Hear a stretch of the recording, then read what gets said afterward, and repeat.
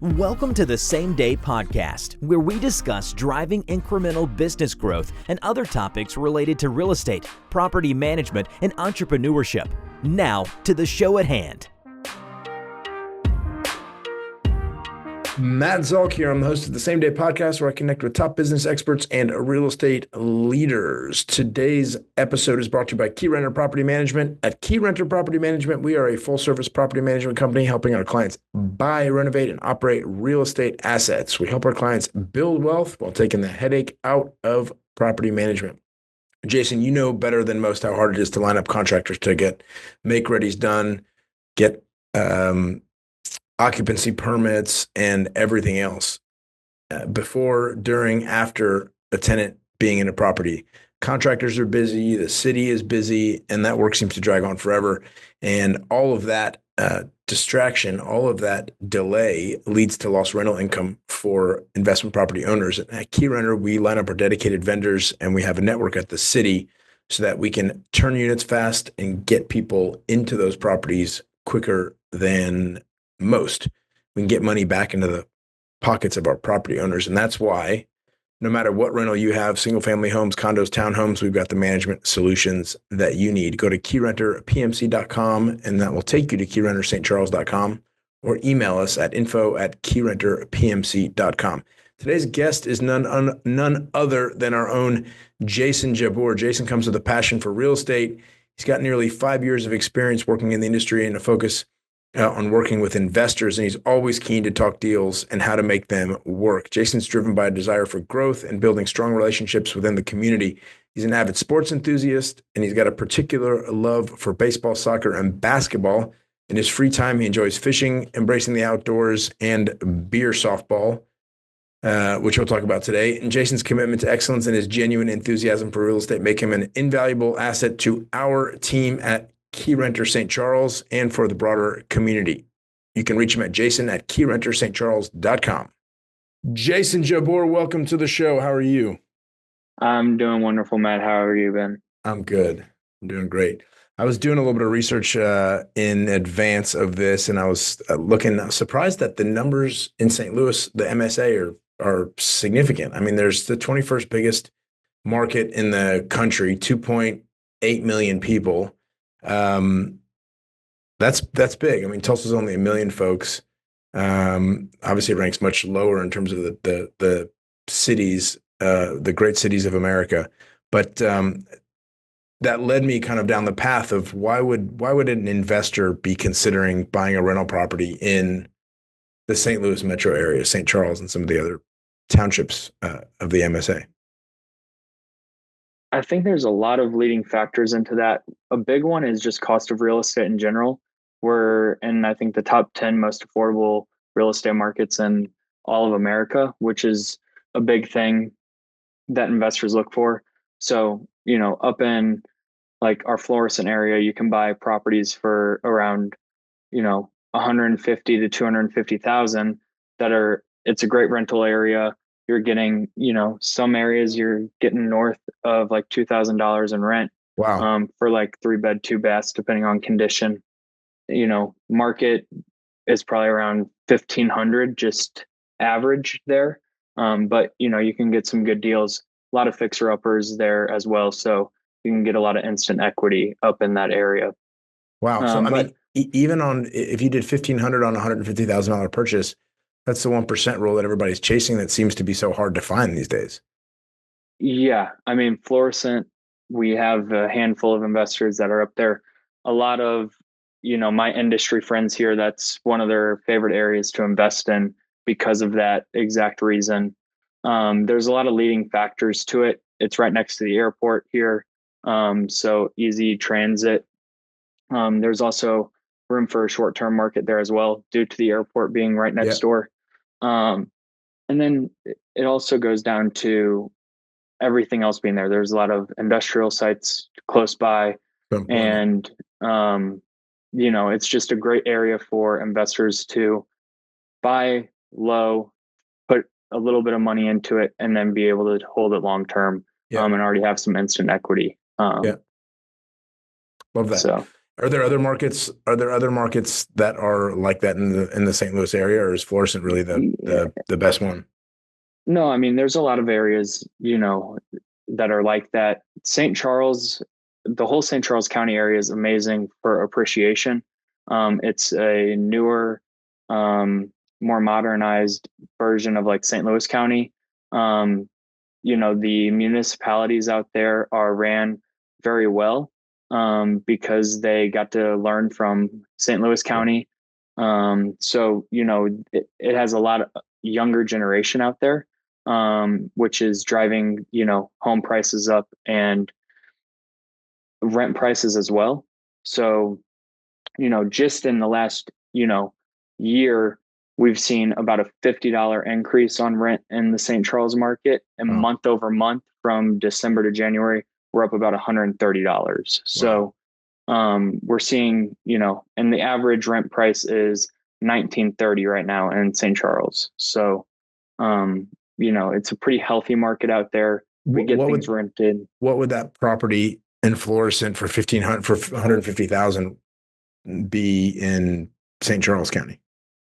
St. Charles County, you're probably looking at upper 200s, low 300s Yeah. for that kind of property, 3-bed, 2-bath. So the yield might not be as good on a rental from a rental perspective, but the appreciation potential is greater. Yes, appreciation's better.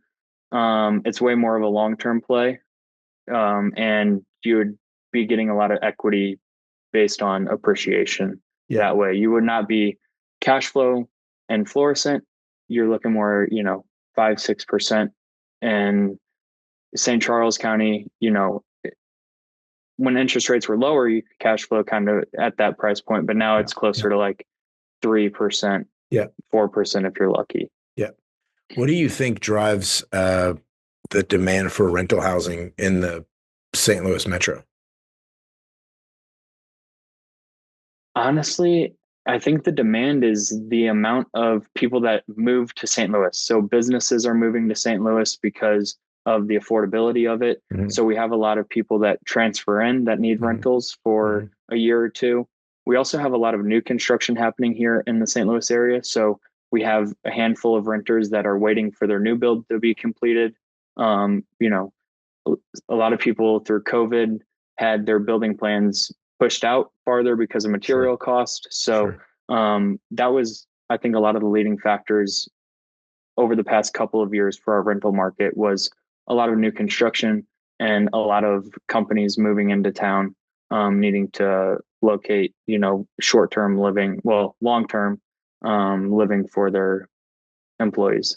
But so a lot of our clients are also accidental landlords, are they not? They buy a house, they either have to move out of the area, or they decide they want a bigger house. They're expanding their family. They needed a home office, whatever it is, and they keep the house. They didn't really expect to keep the house. Maybe they thought they tried to sell it, but they couldn't get the price that they wanted. What is unique about accidental landlords as property investors?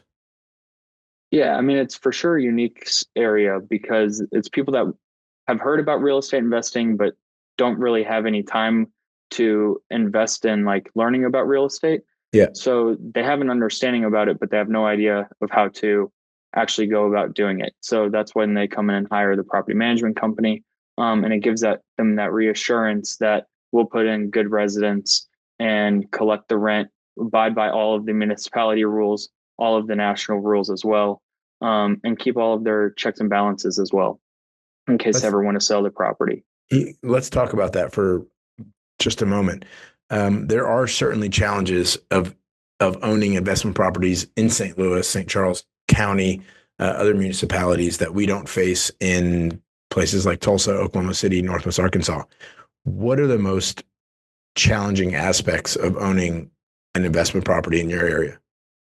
Yeah, occupancy inspections are probably one of the more challenging things when getting started in investing in real estate here. You have to apply with the municipality for a occupancy inspection. Most of them are good for 60 to 90 days once you pass it, but the county will come in or municipality will come in and inspect the property, check, all your outlets, make sure that your windows are functioning, make sure that the property is safe for the residents to live in. Most of the time, they're going to ding you on some stuff, and then you're going to have to go and fix the property up to their standard. Yeah. They also, hit you on fire alarms, carbon monoxide detectors, Yeah. all of these different things. But the challenging part is communicating with the municipality. Some of them don't take, debit or credit payments. Some of them you have to go in person and pay cash. Others, you have to be at the property whenever the inspector's there. So all of the municipalities are different in how they operate it, but the whole general idea of it's the same in every municipality. Is there a learning curve that you can take advantage of if you've got 50 properties, or you intend to have 50 properties? You do it the first time, it's really hard, and the second and third and fourth and fifth time it gets sequentially easier? Or is it always kind of a pain in the butt? It's always kind of a pain in the butt due to employees changing in the county or in municipality. Yeah. They have churn in their positions as well. So having working relationships don't always stay that way. Sure. And municipalities change their ways constantly. So they're trying to implement more technology. Sometimes the technology isn't working in their favor. And then coordinating between the municipality and inspectors, it all kind of changes. I wouldn't say all the time, but definitely maybe once a year, things change in municipalities. Yeah. Which is the challenging part. It isn't one, you can create the process, but the process might change every year. Yeah. And you just have to stay on top of it. Some places, occupancy, you have to renew on a yearly basis, even if the resident stays the same. So, and they come and do an inspection again? Yeah. Yeah. So, wow. And then, in University City, you have to have what's called a rental license. If you're going to be managing a third party's entity, you have to have a rental license with University City so that they are, aware that you're managing the property. Not other, Baldwin doesn't require you to do that. So there's significant differences between different cities. Exactly. Yeah. And if you're an out-of-state investor or an accidental landlord, those are things that you're not really going to pick up on unless you have a local expert in the market to verify those things. So what happens if you just put your property on Zillow? You're in California, you own a rental property in University City, you put it on the market, you find a tenant, you move them in. What recourse does the city have? The recourse the city will have is if you didn't get an occupancy inspection, they're going to realize that a resident's living there that's not the person that owns the property. So they would probably send out a letter notifying you that, hey, you need to have an occupancy inspection done within 30 days or you'll have a fine. We just had a property get condemned in University City due to a fire sprinkler system bursting in it. Oh, wow. And, the county had things that needed to be in place with the owners and stuff that they didn't have in place when they owned the property before they even gave it to us. So, sometimes it might go unnoticed in the municipality, but once they do notice it, they will make sure that you 100% get caught up to, code for them. Yeah. What has your experience personally been with getting occupancy permits? It's a challenge. Challenging because one time you might pass the occupancy inspection and then the next time you could get it done on the same exact property and it won't pass due to something, right? We had one up in Newtown that happened about a year ago. We passed occupancy the first time and had a resident that lived in it for 12 months.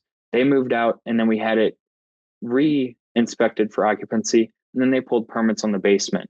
Well, when the owners got the work done, there was no permits pulled on it. So we had to tear up the whole entire basement. Oh, man. Because there was no permits and it was too expensive to make that correct. So, occupancy inspections, even though they go smoothly the first time, does not mean that they're going to go smoothly the second time because, the inspector could change or anything else. So realistically, like the frustrating part of occupancy inspections is not knowing the standards that they're going to hold you to is probably the most frustrating part. It sounds a little bit like the housing authorities that we deal with in various municipalities for Section 8 vouchers, where one housing inspector could be very focused on the electrical And then the next inspector doesn't care about electrical. He only cares about gas, heating the house, making sure that there's proper ventilation for the hot water tank, making sure that there's a ventilation system of some sort for the stove, whatever it is. Burners are all functioning.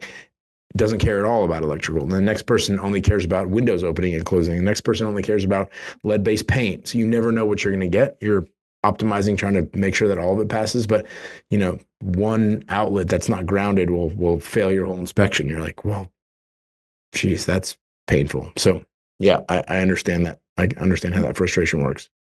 Yeah. Yesterday we got dinged on a property for improper ventilation on a washer drain.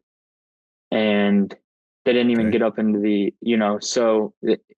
things are just random that they pull you on. So that's just the frustrating part of them. Yeah. What about the world of HOAs in St. Louis? Why is that difficult? Yeah, HOAs are just difficult because they all have their own mandates. Some of them you have to get, we have a duplex that we manage in, a subdivision, and any exterior renovations or exterior plans that you have on the property, you have to get approved by the HOA first. So if you don't read your HOA indentures, things can happen.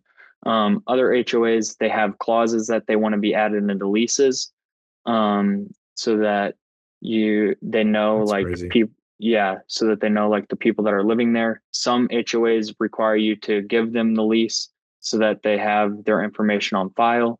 They're all kind of different in their own ways. Whenever it comes down to the HOAs. That's super difficult to manage. And if you're a Yeah. rental property owner somewhere else and you don't even know that you didn't read all the covenants and restrictions associated with the HOA, then all of a sudden you fall afoul of it. You're again in California and you're, needing to deal with this in the middle of your day. How annoying is that? Yeah. And that's why we always ask our owners to give us the HOA indentures so that we can read through them and make sure that we, are following all the rules and managing their property effectively. Yeah. What about selling a rental property, selling an investment property? Yeah. Selling rentals can be a challenge in Missouri due to them wanting lien waivers and paid receipts for any work done 12 months prior to selling the property. There is one workaround on it, 45-day like attempt to sell. So you can post a notice on the front of the property 45 days before you go to sell it. And that kind of gives all the contractors 45 days to file liens. And if they don't, it's, too bad, so sad on their part. Mm-hmm. But if you're not aware of that, whenever you open with title, they'll start asking you for all of your paid receipts and lien waivers from all your contractors that you had in the past 12 months. So let me just understand if it's June 15th and I want to put the house on the market today on the MLS, must I have done it on May the 1st, posted that, or do I do it 45 days prior to the property going under contract? Of course, we don't know when that's going to be, but what is 45 days? When does the clock start on that? Ideally, you post it before you ever post on the MLS because you want that 45 days to be before you hit the closing table. Got it. So that's what it is. So 45 days just has to be prior to hitting the closing table. They're going to run the yep, final title work and just make sure that no liens have been put on it. yep, Got it. So it could be 15 days or 30 days before you actually market the property. yeah, If a yeah. property's I going to go mean, really fast and it takes 30 days to close or whatever. yep. Got So it. you just need a 45-day window pretty much to have that posted. What does it take to get the paid receipts, evidence of paid receipts, and a lien waiver from every vendor that's done work? Especially if you flipped a property, and you completed the work, I don't know, 11 and a half months ago, the final touch up, and you just put a tenant in and now you're, 12 months later, or whatever, you want to sell it. Yeah. It's honestly, a lot of it has to do with how organized your vendor is as well. If some vendors don't provide paid receipts whenever you pay the invoice. So sometimes you're relying on that vendor to provide you that paid receipt. And if it's 11 months ago, how organized is that vendor to give you that paid receipt. And, so we have some vendors that we've had an email chain going for a couple of weeks now, trying to get some paid receipts from about 8 months ago. And, I've spent probably a couple hours back and forth with them trying to find this paid receipt, just to get this deal closed. Can they not just take an invoice booklet and write, Keyrenter, this property, $1,000 paid, and take a picture of it? I mean, yeah, that's realistically all they need to do. But the invoice needs to match, like the numbers need to match up and stuff. So if it doesn't, I mean, title companies can be a little picky if it like the invoices don't match up. Because that's what the deal is on this one. It said paid on it, but the invoice number wasn't the same. So now we have to go and get one with the same invoice number. How annoying is that?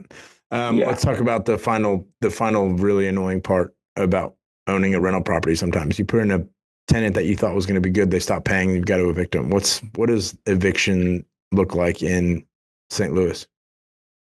Yeah, St. Louis, we have a pretty easy eviction process. Missouri is a pretty landlord-friendly state, but it does require you to go through a lawyer. And from our experience, it's about a 2-month process from start to finish. You'll get your court date. Once you have the court date, you'll go in, as long as it's non-contested, meaning that, they're in violation of something, then you'll pretty much just get your eviction date at that court date once you provide your evidence.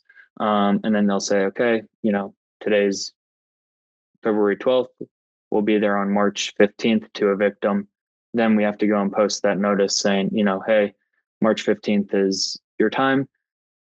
Missouri does allow them up until that date to come up to speed. So like if they're, late on rent, they can pay the rent. Then it's up to us if, we want to allow that to be satisfactory or not. So that's pretty much the gist of it. Is you got to get a lawyer and go through the process. What does it cost generally to evict the tenant? About $500 to $600 in the St. Louis area with our lawyer that we work with. Got it. Jason, you're a wealth of knowledge on everything real estate in the St. Louis area. Where do people reach you if they want to find out about buying or selling a property, or signing a property management agreement for professional property management services? Yeah, I mean, they can reach me on pretty much every social media platform at Jason Jaboor. My phone is 636-204-8881. And then my email is on our website, but it's jason@KeyrenterStCharles.com. Love it. How long have you been in real estate now? I've been in real estate for about 4.5 years overall. And I've been in the property management world for a little over a year now. But 4 years ago, I started with investing, and then I did a little bit of residential work and got back into the investment side of things. What are you doing when you're not slinging real estate deals? When I'm not slinging real estate deals, I don't know, playing beer league softball, going fishing, and relaxing. Tell me a little bit about beer league softball. You're playing softball and drinking beer? 100%. And what's the order? The order is you get there about 30 minutes prior. You get a pitcher of beer for about $10. You enjoy it. And then you go out, you play a game, you drink some more beer while you're playing the game. And then you have a little bit of like a 5-minute break, and then you play another game. And then at the end of it, you got to hang out with, 15 of your buddies, and hopefully you won. And if you didn't, oh, well, you get to go and play next Thursday. I love it. Yeah. Sounds just great. Fun. If I didn't have 4 kids, I'd play beer league softball. Yeah. I mean, I do one with real estate friends and then one with a lot of buddies from high school still. So that's awesome. I love it. Jason, thanks for being on the show. Appreciate you. Matt, thanks for having me. Take care. Thanks for listening to the Same Day Podcast. Tune in to a new show each week and be sure to subscribe to get future episodes.